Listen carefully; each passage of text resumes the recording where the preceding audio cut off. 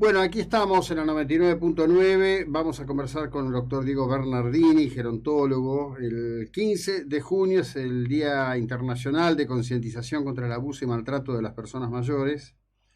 En un contexto en donde la extensión del tiempo de vida de todos y cada uno de nosotros hace que estas cuestiones de cruce de generaciones y distintas situaciones sea cada vez más amplio, más importante.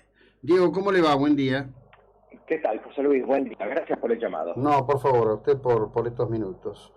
¿Tenemos una suerte de expansión del maltrato a los adultos mayores? Yo creo que más que una expansión tenemos una visibilización. De a poquito cada vez empieza a verse, a hacerse público más este tipo de situaciones. No olvidemos que estadísticamente, inclusive esto lo sostiene la Organización Mundial de la Salud, por cada caso que se denuncia, que se identifica, que nos damos cuenta, se calcula, se estima que hay otros 20 casos que permanecen invisibilizados, ¿no? Entonces, de alguna manera lo que estamos viendo es que de a poco se empieza a correr un velo sobre esta situación. ¿Esto es una cuestión de carácter global? ¿Tiene especificidades según el tipo de sociedad? Durante mucho tiempo hemos visto cuestiones, por ejemplo, con respecto de las sociedades orientales, que dicen, bueno, allí el anciano tiene un lugar preponderante, allí el anciano es cuidado. Sin embargo, la mayor parte de esas sociedades orientales se han occidentalizado cada vez más, digamos, ¿no?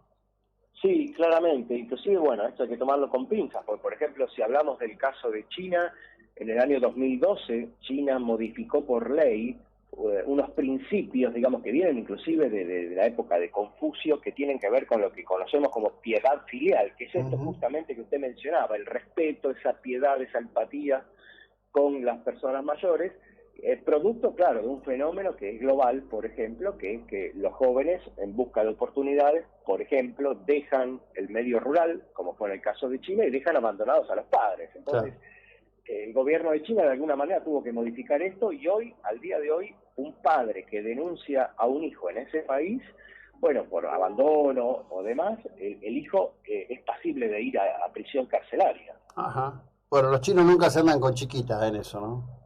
No, en ese sentido, o es blanco o es negro. Sí, claro, claro. ¿Cuál es la situación hoy en líneas generales de una sociedad en donde podrá ser unos años más o unos años menos, pero la tendencia global es a vivir más años, y en donde el sector de la llamada tercera edad, aunque hoy ya se habla de una cuarta edad, se ha transformado también en un interesante mercado económico? Bueno, hay varias cuestiones. Efectivamente, estamos viviendo una sociedad de nueva longevidad, donde, como decimos, no solo las personas viven más, sino que además deciden vivir diferente. Y esto implica un ajuste en el foco personal de cómo uno encara una etapa que cada vez se está prolongando más, que además en general tiene buenos índices de salud y que nos permite, bueno, hacer cosas que quizás en otro momento nuestros padres, nuestros abuelos no lo han podido hacer. Y claramente esto requiere y se necesitan necesidades, se requieren servicios, por lo cual empieza a haber también toda una gran movida englobada bajo un concepto que es el de economía plateada.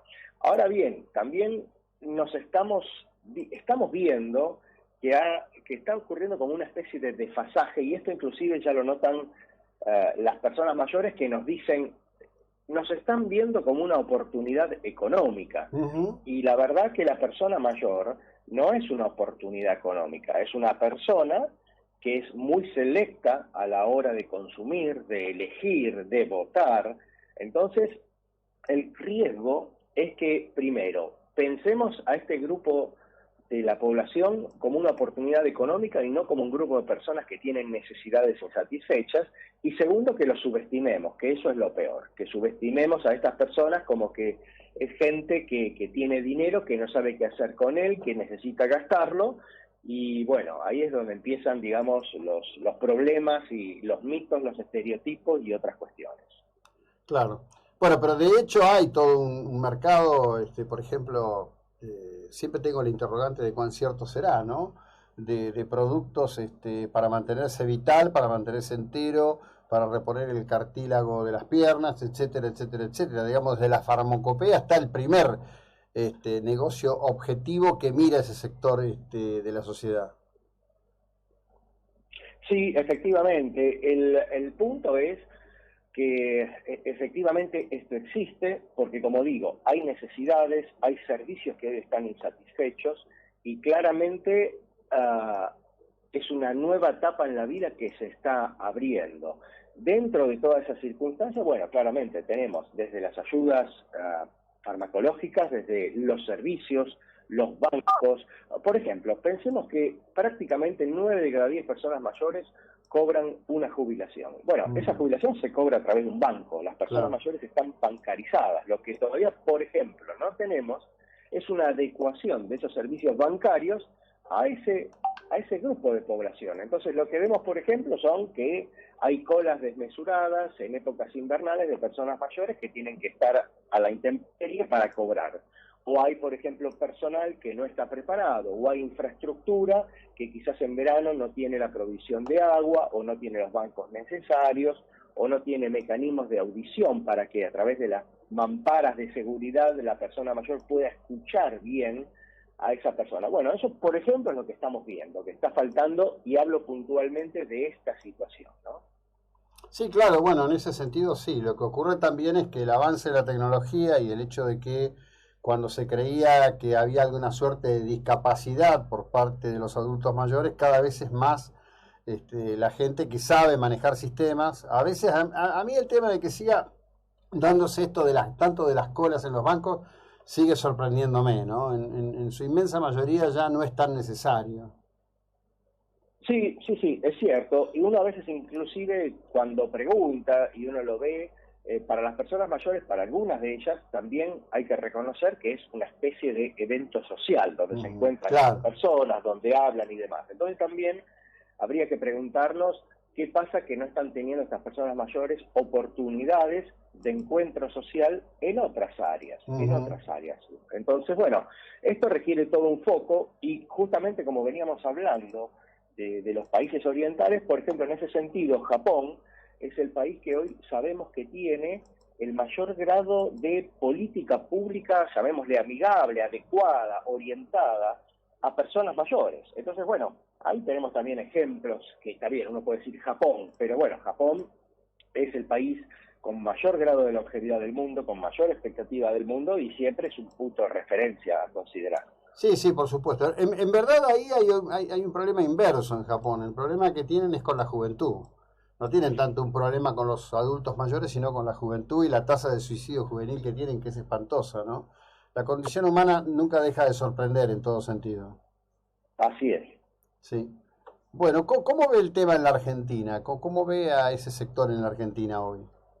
Bueno, en Argentina, a ver, hay cuestiones que me parece que son positivas y por supuesto hay cuestiones que tienen y que son históricas y que no están siendo resueltas. Lo primero que es que Argentina es un país que en términos demográficos, en términos de personas mayores, está en una transición demográfica avanzada. Esto significa que cada vez vamos a tener más personas mayores y que es el grupo que más va a crecer en nuestra sociedad. Esto ya es así, a diferencia de lo que pueden ser otras variables como el cambio climático, donde dicen que puede subir un grado más, un grado menos. Bueno, aquí con las personas mayores, la estadística, las proyecciones ya nos dicen que esto es cierto, que no va a ocurrir de otra manera. Entonces, eso nos tiene que permitir prepararnos. Después, bueno, claramente hay una cuestión que es positiva, que es el hecho de que, por ejemplo, en términos de protección social, prácticamente 10 de cada 10 personas mayores que son derechohabientes reciben una jubilación. Lo que hay que ajustar es que esa jubilación no deje de perder poder adquisitivo, que no sea una caja en la cual el gobierno de turno meta la mano. Y después, por supuesto, la atomización de todas estas cuestiones vinculadas, como dije, a la protección social. No puede ser que en la política pública de la persona mayor, por un lado esté el PAMI, por otro lado esté el ANSES, por otro lado esté el Ministerio de Salud. Está todo atomizado. Y es necesario, no hay que hacer mejores cosas, sino que hay que hacer cosas que las estamos haciendo mal. Esto está comprobado. Sí, Y una de las cosas que en Argentina se hace mal es que históricamente, como dije, estas instituciones que deberían cuidar, proveer cuidados de salud y demás a las personas mayores, cada una va por libre y va por su carril. Entonces, bueno, Sí, ahí tenemos una pérdida de efectividad brutal. claro. El tema es que estas organizaciones se han vuelto autosatisfactivas. Claro, No están para satisfacer al ciudadano, están para autosatisfacerse, digamos, sistemas de empleo, tipo de salario y una constante, ¿no? Se ofenda a quien se ofenda. Esta gente cómo molesta.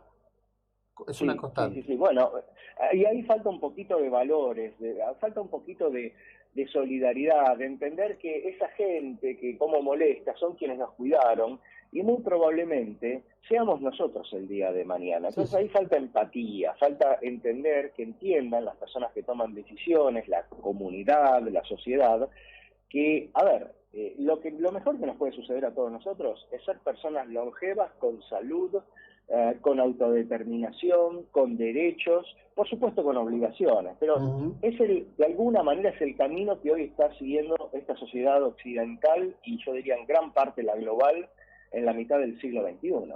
Tal cual. Diego, como siempre, gracias, muy amable. Buena Bueno, jornada. un gusto grande, hasta luego, gracias. Bueno, el doctor Diego Bernardini, gerontólogo, una voz que vale la pena escuchar. Ya continuamos.